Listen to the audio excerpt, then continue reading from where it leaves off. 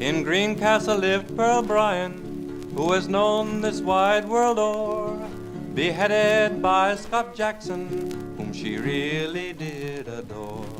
In a cab one rainy evening, just before the close of day, up rode Walling and Jackson, and with Pearl they rode away. Little did poor Pearl think, when she left her home so gay, that the suitcase that she carried would hide her head someday. The driver tells the story, how little Pearl did moan, all the way from Cincinnati to where the cruel deed was done. They drove far from the city to a place so far from her home, and there they left her headless, blood-stained and alone.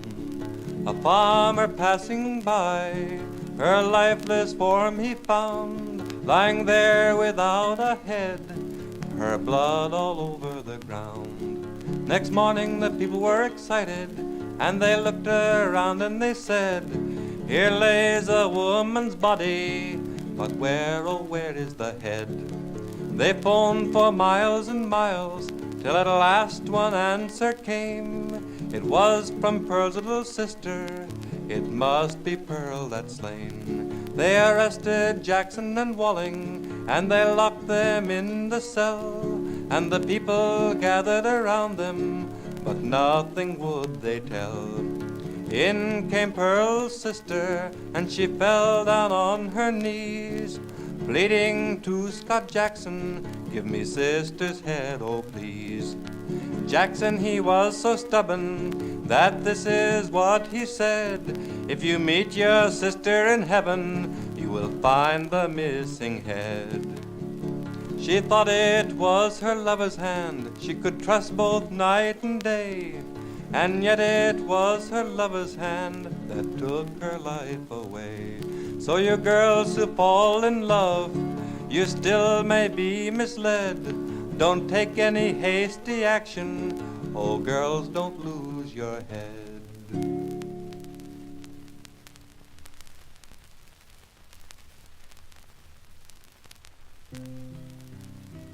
I asked my love to take a walk, just to be alone with me. As we walked, we'd have a talk on our wedding day to be. Then, darling, say that you'll be mine, and no other love you'll find. Down beside dark waters flow, on the banks of the Ohio. Only say that you'll be mine. Happiness with me you'll find. But she said she'd never do so. On the banks of the Ohio, I drew my knife across her breast. In my arms she gently pressed, crying, oh, don't murder me, for I'm unprepared to die. I took her by the lily-white hand, led her to the river strand, threw her in where she would drown, stood and watched her float on down. Going home between 12 and 1, thinking of the deed I done. I robbed that poor girl of her life, all because she wouldn't be my wife. That very night at 1:30, When I reached my father's door, oh, Father dear, I've done a deed that has never been done before. My father said, oh son, money will free you from what you've done. But alas, it wasn't so. I had to die by the Ohio. They took him to the electric chair. There they shaved off all of his hair, placed a cap upon his head. There he stayed till he was dead.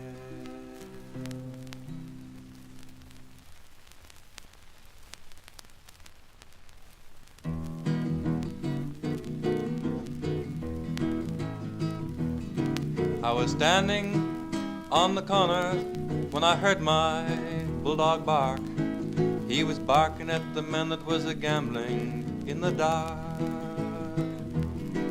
There was Stackley and Billy, two men who gambled late.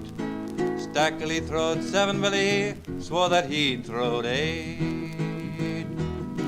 Stackley told Billy, I can't let you go with that. You done won all of my money and my brand new Stetson hat. Stackley told Billy, I'm gonna take your life.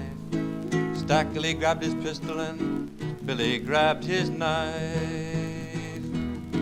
Stackley shot Billy, shot that poor boy so fast. The bullet went through poor Billy and it broke the bartender's glass. The bartender told Stackley, I've told you this before. You can shoot who you want, but don't bloody up my floor.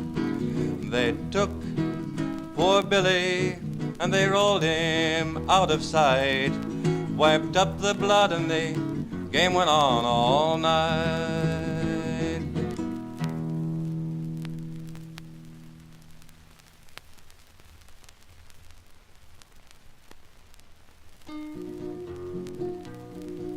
There were 2 brothers at one school as they were coming home. The youngest one to the oldest said, Oh, Willie, let's throw the stone.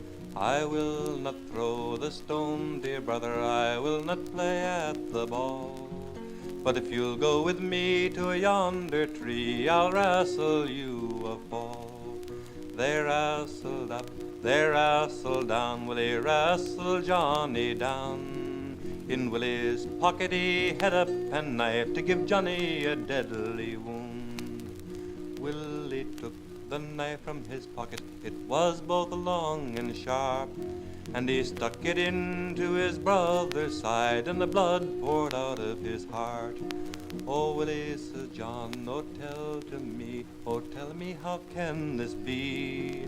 It's all for the sake of your pretty Suzanne that I have murdered thee. Oh, Willie, please take off my shirt, rip it from gore to gore, and wrap it around my bleeding heart, and the blood will pour no more. So Willie took off his woolen shirt, tore it from gore to gore, and he wrapped it around his bleeding heart, but the blood came pouring more. Oh, brother, take me upon your back, carry me far away, and carry me down to the old churchyard, and lay me in the clay, and lay my Bible at my head, my psalm book at my feet, my bow and arrow at my feet, so soundly I may sleep. What must I tell your loving father when he calls for his son John? You can tell him I'm gone to some lonely green wood, and I'm teaching young hounds to run. Then what must I tell your loving mother when she calls for her son John? You tell her I'm gone to a foreign school and a good scholar never returns. What will I tell to your loving Susie when she asks for her love, John? You tell her I'm dead and in the clay, and it's all for her sake I'm gone. Now when young Susie heard of this, she mourned the birds out of their nest, and she mourned young Johnny out of his grave where he couldn't get any rest. What makes you call me from the grave? What do you want of me? One last sweet kiss of your ruby lips, that's all I want of thee. My lips, they are so bitter, he said, my breath, it is so strong. If you get one kiss from my clay cold lips, your days will not be long.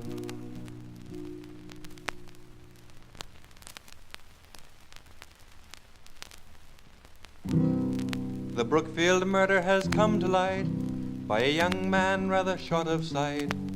Joe Buzzell he hired and drove young Cook to shoot the girl, so it seems to look. She sued for damage which if he'd paid would have saved the time while in jail he laid. But he with murder born in his heart soon caused young Susan to depart. On Monday evening, as we tell, Miss Susan Hanson was known full well, sat at her table doing some work. She little thought death so near did lurk. The thief and murderer with gun in hand beside the house outside did stand, discharged his gun through the window pane, and thus the promised bride was slain. It was a dreadful shock to the mother. The lamp was lit by the son and brother. There lay the daughter, once so fair, in death's cold arms with blood-stained hair. No farewell words to her friends could say, but shot dead on the floor did lay, so young and fair and in life's bloom, to be hurried away so soon to the tomb. Come all young ladies, a warning take, and shun such reptiles for Susan's sake, for he who shot this lady gay would burn your home while in bed you lay.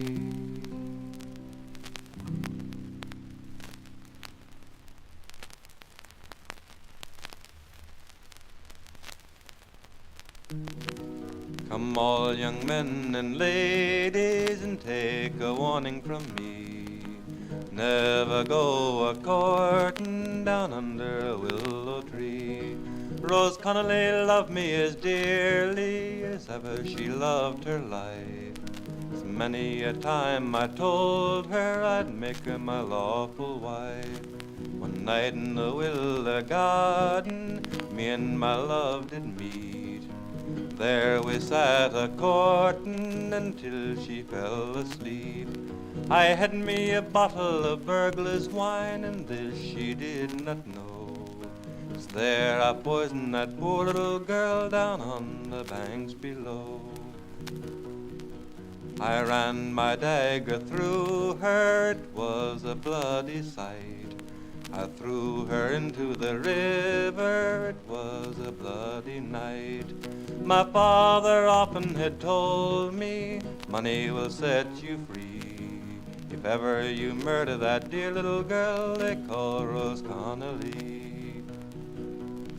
But it's now he sits at his cottage door, weeping from his eye, thinking of his only son upon the gallows high. And now I sit in the dungeon cell, a rope is waiting for me. I have murdered that dear little girl whose name was Rose Connolly.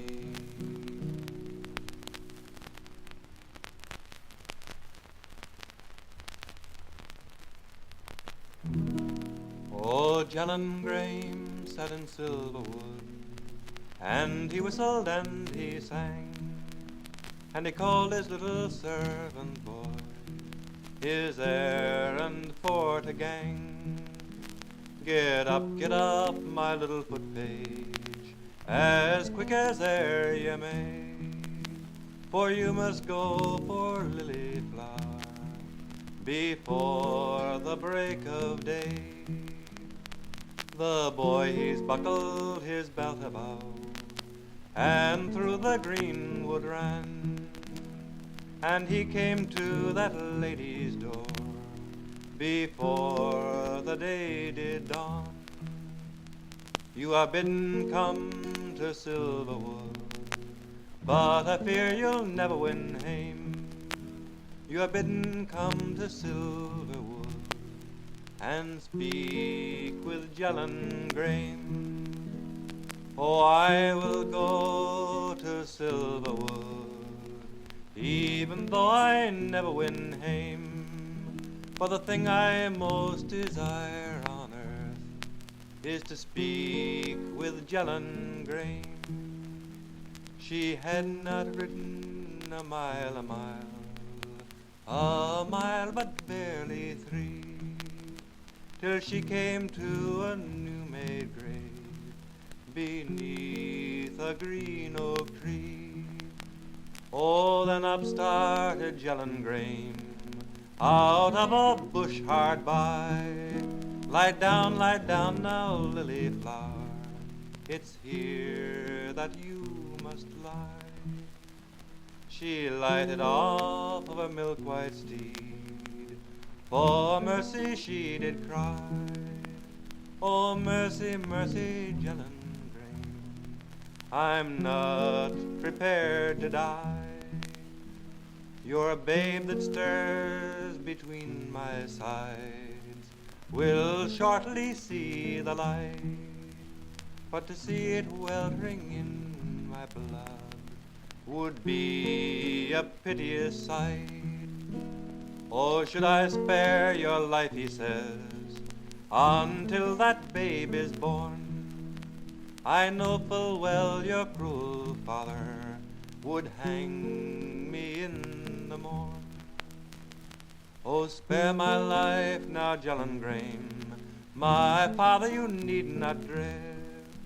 I'll keep my babe in the good greenwood, or with it beg my bread.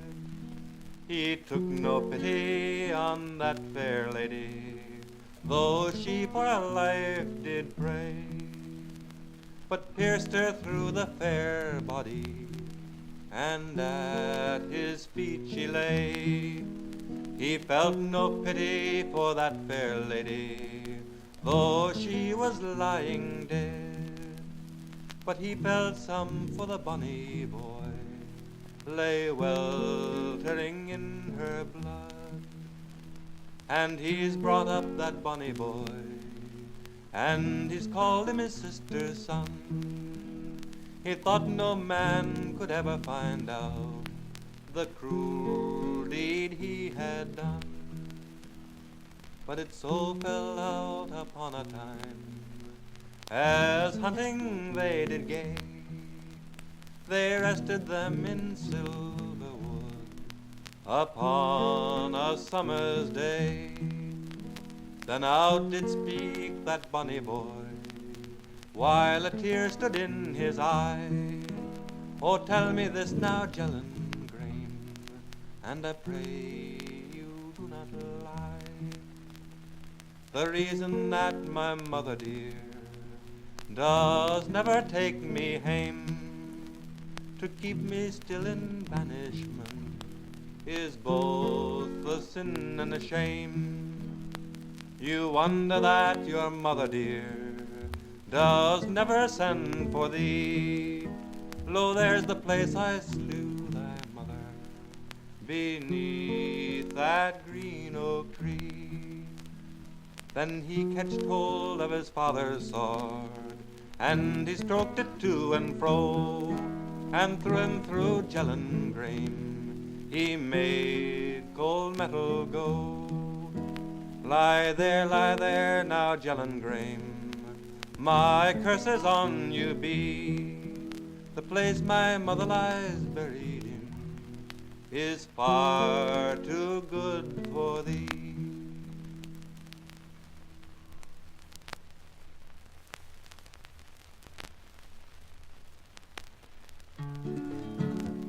I'll tell you the story about little Omi Wise and how she was deluded by John Lewis's lies.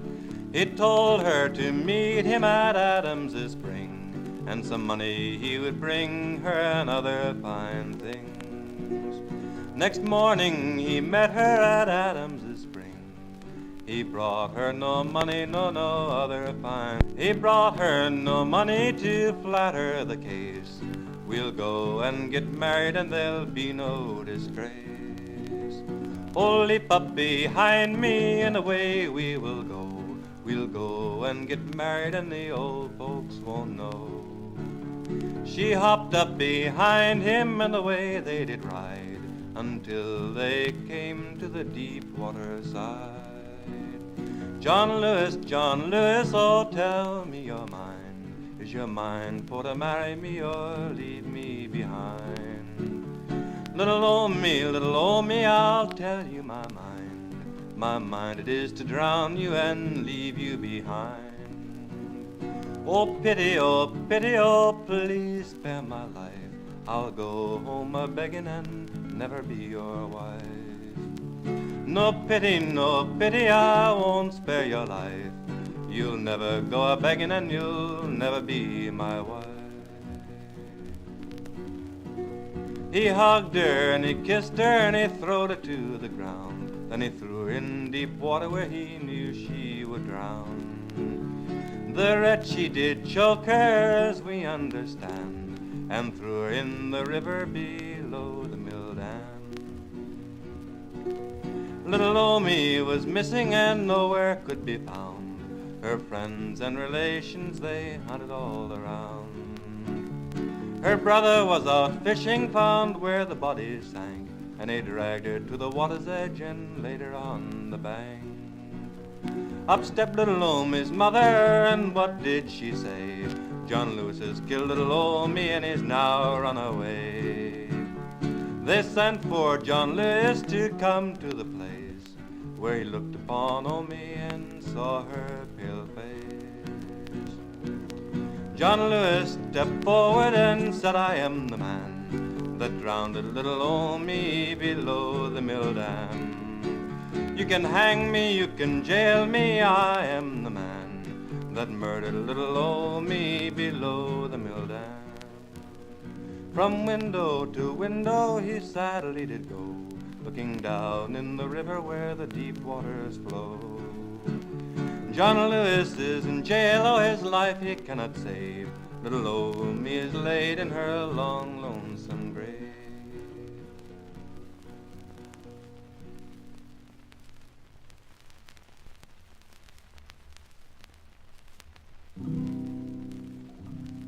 Come all young people now draw near, attend a while and you shall hear how a young person of renown was murdered in fair Suncook town.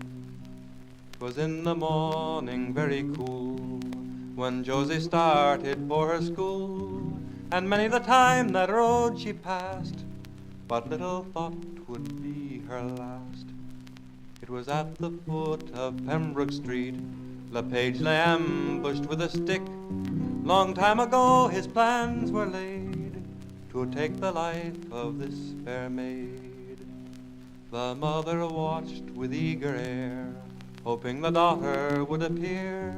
But when the shades of night drew near, her darling child did not appear. The weeping father and the son all through the woods their search begun, and found at last to their surprise the murdered child before their eyes. Her head was from her body tore, her clothes were all a crimson gore, and on her body marks did show some skillful hand had dealt the blow. This monster now so deep in crime, he thought the people's eyes to blind, but found at last to his mistake they had him safe behind the grate. It was at Concord he was tried, unto the last his crime denied, but he was found to guilty be, The judge, he said, death is your plea.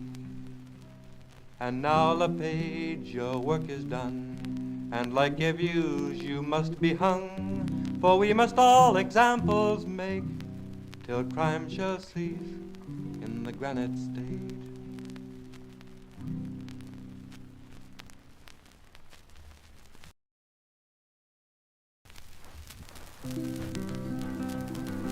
Come all young people, my story to hear, what happened to me in June of last year. Oh, who had the heart, oh, who had the will to shoot Alan Smith for a $2 bill? Oh, poor Alan Smith, how was she found? Shot through the heart, lying cold on the ground. I courted her one long year to make her my wife, and I loved her too dearly to take her sweet life. Oh, who had the heart, oh, who had the will to shoot Alan Smith for a $2 bill? I never knew she was shot till the blood touched the ground. The next thing I thought was of some lonesome town. I stayed away one long year and I prayed all the time that the man might be found who committed the crime. Oh, who had the heart, oh, who had the will to shoot Alan Smith for a $2 bill? Oh, who was the sheriff, oh, who was the man that found me located in that far distant land? They took me to Winston, my trial to stand, to live or to die as a murdering man. While my love is at rest in yonder's graveyard, I'll be looking through the bars, and God knows it's hard. Oh, who had the heart, oh, who had the will to shoot Alan Smith for a $2 bill? The last bunch of flowers I placed on Alan's grave, they faded and withered and crumbled away. If I could go home and stay when I go, round Alan's grave sweet flower seed I'd sow. Oh, who had the heart, oh, who had the will to shoot Alan Smith for a $2 bill? Now the jury is against me, they'll hang me if they can, but God knows I'll die as an innocent man. Oh, who had the heart, oh, who had the will to shoot Alan Smith for a $2 bill?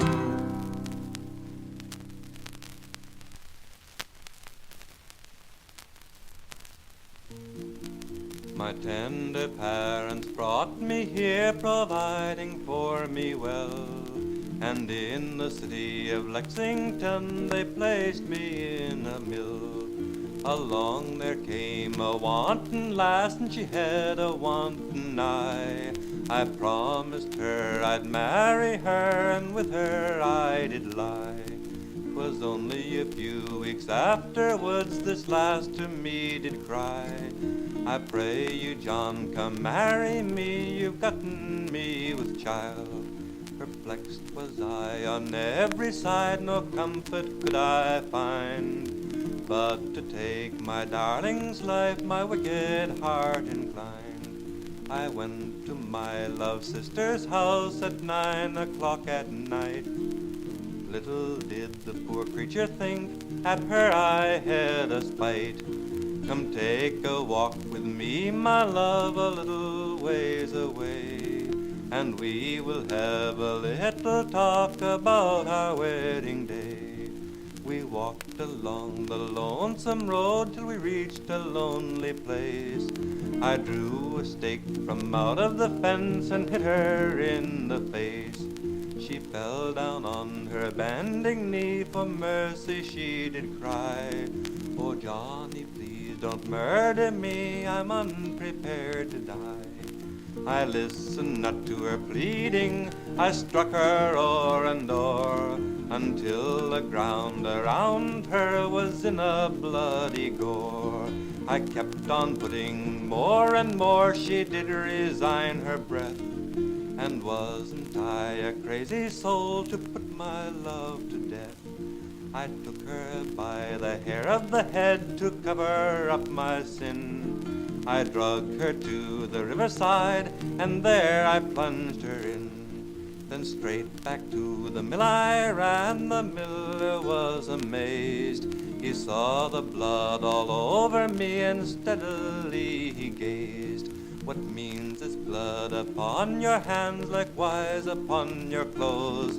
I answered him immediately, from bleeding at the nose.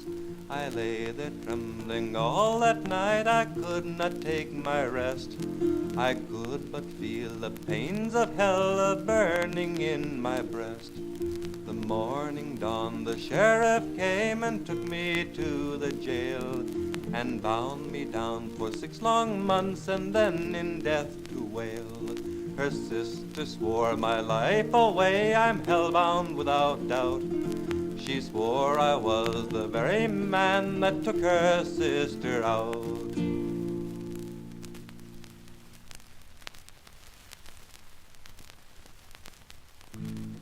Now the reason Johnny shot Delia, she cursed him a wicked curse.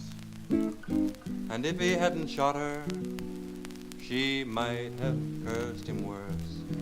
Delia's gone, one more round, Delia's gone. Now the first time Johnny shot Delia, he shot her in the side.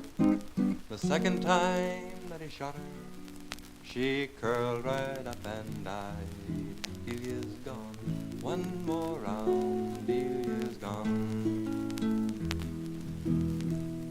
Oh, roll me over easy, roll me over slow, roll me over one more time, then never touch me no more. Delia's gone, one more round, Delia's gone. So Delia's mama come running, come all dressed in white, did everything that a mama could do. She cried both day and night. Delia's gone, one more round, Delia's gone. Oh, Delia's doctor come running, he come all dressed in black, did everything that a doctor could do, but he couldn't bring Delia back. Delia was gone, one more round, Delia's gone. Oh, some gave Delia a nickel, some gave Delia a dime, but I didn't give her 1 damn cent, 'cause she wasn't no gal of mine. Delia's gone, one more round, Delia's gone. So it's goodbye, goodbye to Delia, goodbye one long time, taking her off to the graveyard, but she taught me my last rhyme. Delia's gone, one more round, Delia's gone.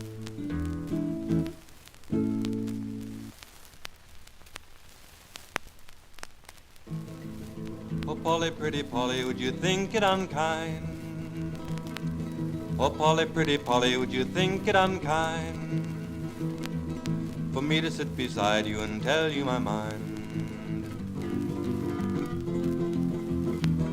Oh, Polly, pretty Polly, oh, come and go with me. Polly, pretty Polly, oh, come and go with me, and we'll get married, some pleasures to see. He led her over hills and the valleys so deep. He led her over hills and the valleys so deep. At last, pretty Polly begun for to weep. Oh, Willie, I fear from your ways. Oh, Willie, I fear from your ways. You're leading my poor body all into the grave. Pretty Polly, you're guessing about right. Pretty Polly, you're guessing about right. I dug on your grave the most of last night. They went a piece further, and what did she spy? They went a piece further, and what did she spy? A grave ready dug and a spade standing by. No time for to study, no time for to stand. No time for to study, no time for to stand. He drew his revolver all into his hand. He shot her through the heart, and the heart's blood did flow. He shot it through the heart, and the heart's blood did flow, and into the grave pretty Polly did go. He stamped the dirt upon her and started for home. He stamped the dirt upon her and started for home, leaving nothing behind him but the wild woods to moan. He met up with the devil, that debt he had to pay.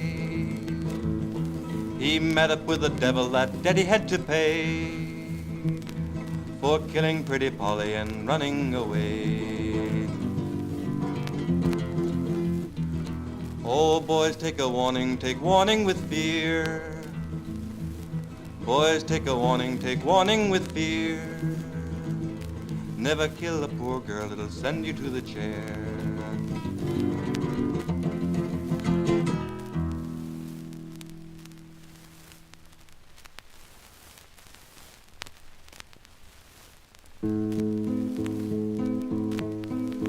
There was a lady lived in York, all alone and aloney, who fell in love with her father's clerk down by the greenwood side.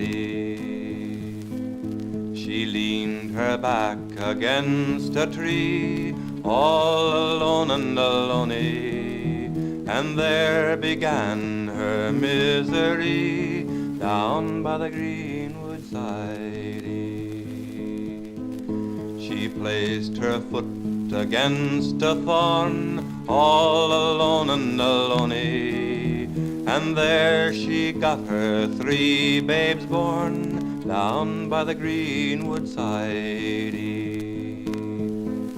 She took a rope so long and neat, all alone and aloney, and tied them down, both hands and feet, down by the greenwood side. She took her penknife keen and sharp, all alone and aloney, and pierced those little babes to the heart, down by the greenwood side. She took the satins was on her head, all alone and aloney, and rolled them in it when they were dead, down by the greenwood side. She scooped out a hole both deep and wide, all alone and aloney, and there she laid them side by side, down by the greenwood side. She buried them under a branch of rue, all alone and aloney, and prayed to the Lord they'd never come to, down by the greenwood side. She covered them over with a marble stone, all alone and aloney, and then returned as a maiden home, down by the greenwood side.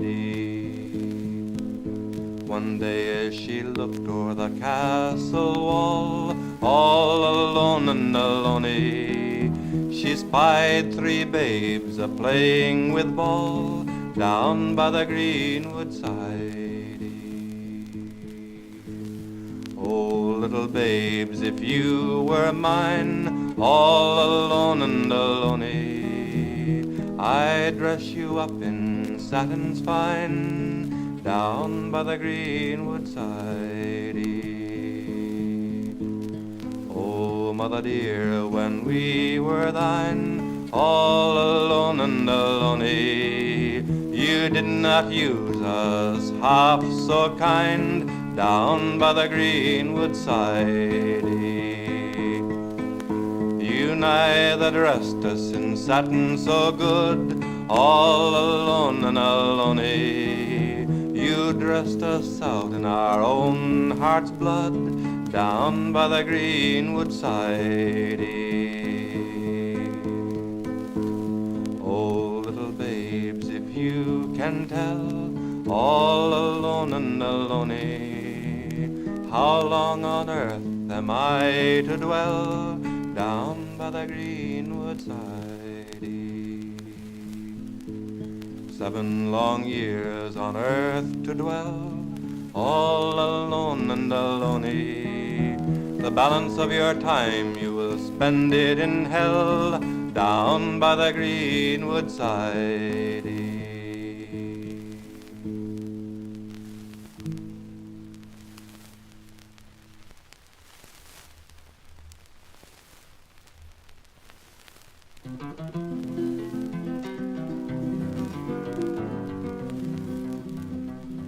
John Holland was a desperate man, carried 2 guns every day.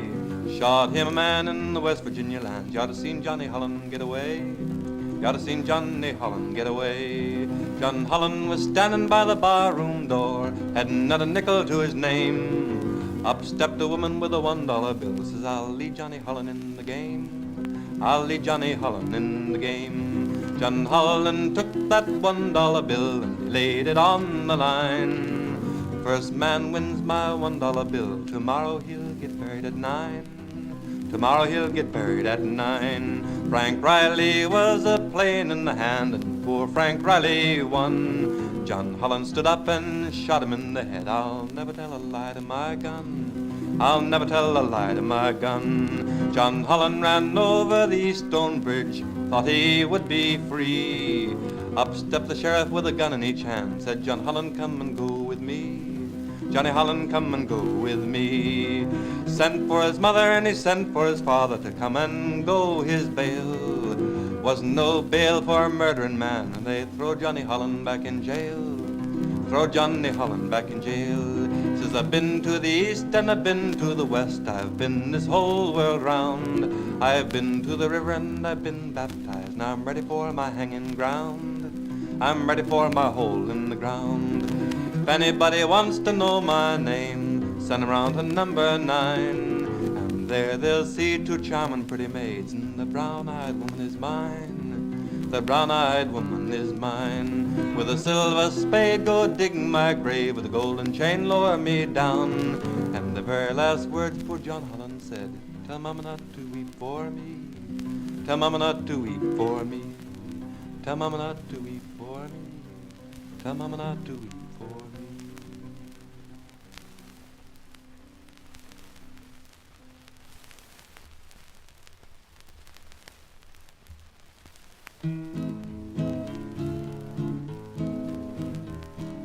Bow down your head, Tom Dula.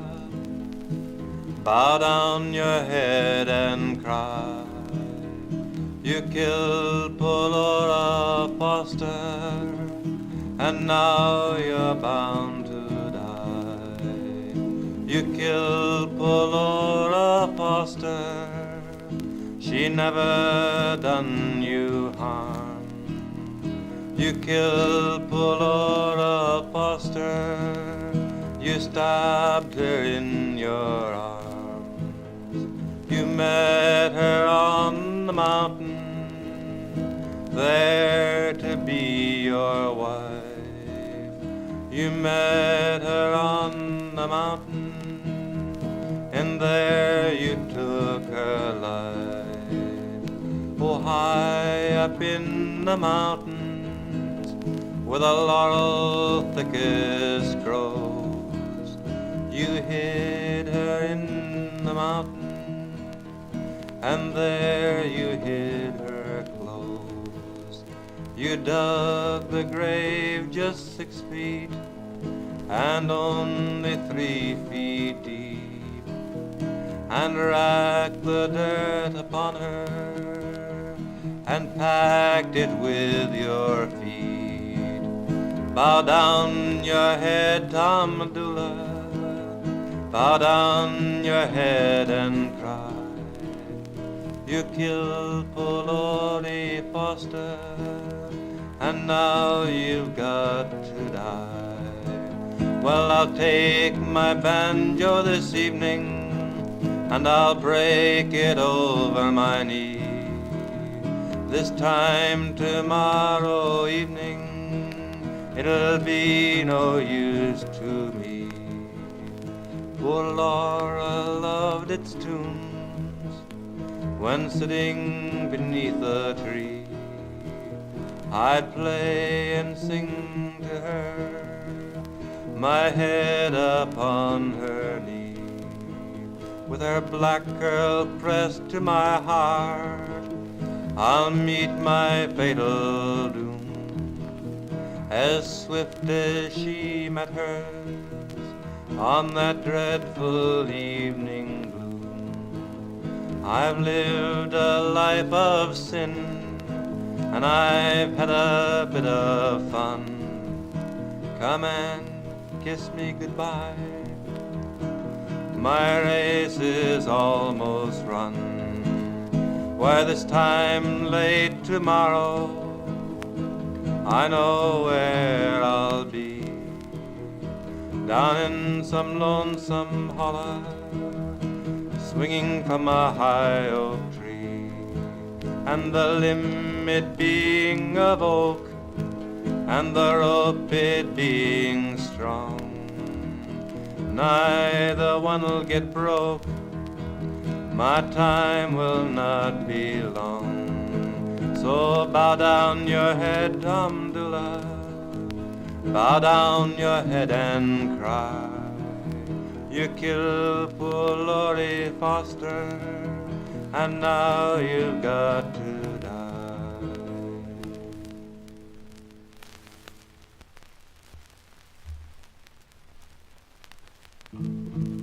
What makes that blood on your shirt sleeve, my son, now tell to me?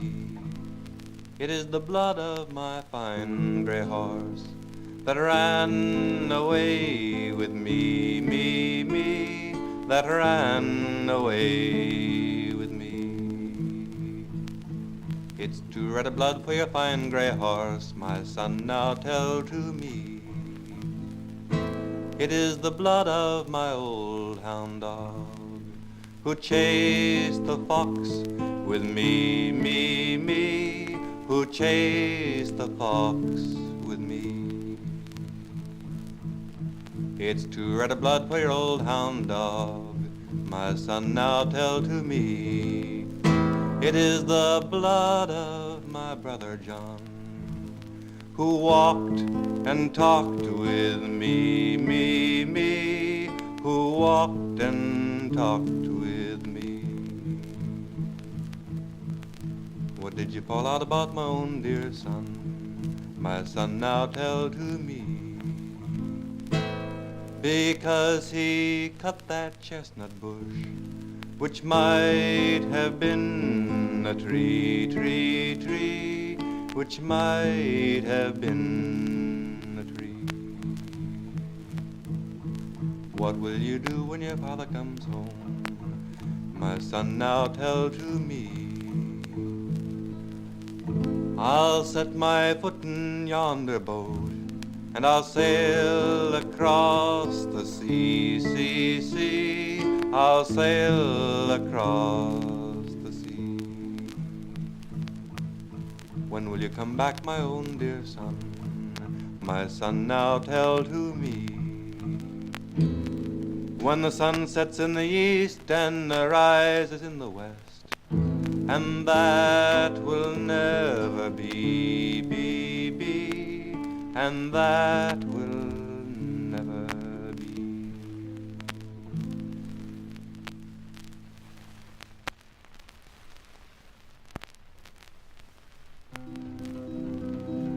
Come all of you people from all over the world and listen to the story about a poor young girl.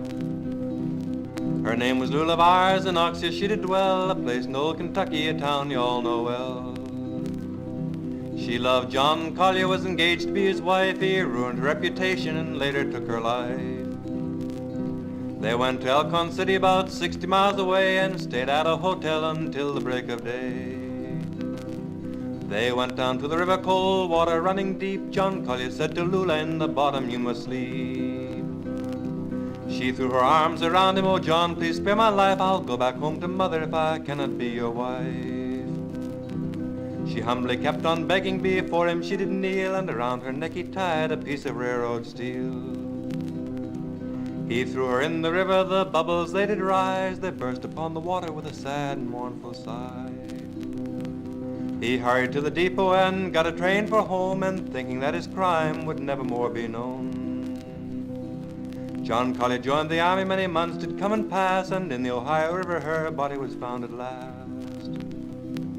They held an inquest over her, the people were in doubt, they could not recognize her, they could not find her out. When her mother got the news she was sitting in her home, she quickly left her chair and ran to the telephone, saying, I will call headquarters, or I will go and see if it is my daughter, or it surely cannot be. Her mother then described the clothing that she wore, and when she saw the corpse she fell fainting to the floor. John Colley must be taken and placed in the jail, and for that awful murder no one must go his bail.